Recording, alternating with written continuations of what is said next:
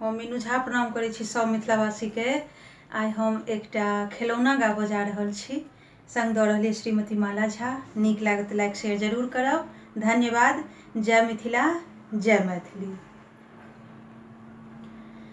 दोनों नदिया हजारी बलम अलमारी में रखियौ ना। दोनों नदिया हजारी बलम अलमारी में रखियौ ना। दोनों नदिया जे गेल फुलबारे, दोनों नदिया जे गेल फुलबारी, गेल फुलबारी यो गेल फुलबारी।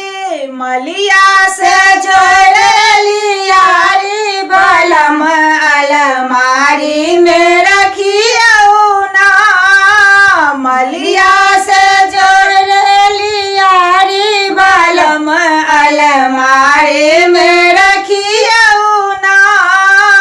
दोनों नदिया हजारी बलम अलमारी में रखियौ ना।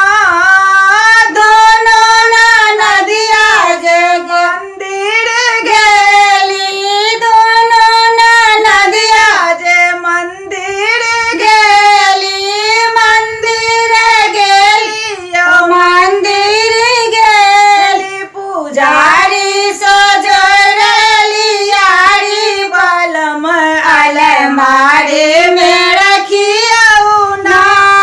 पुजारी सो जोड़ लियारी बलम अलमारी में रखियौ ना।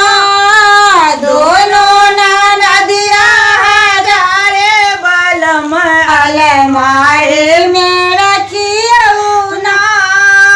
दोनों नदिया जे कॉलेज गेली, दोनों नदिया जे कॉलेज गेली, कॉलेज गेली यो कॉलेज गेली। मास्टर सँ जोड़ लिया रे बलम अलमारी में रखियौ ना। मास्टर सँ जोड़ लियारी बलम अलमारी में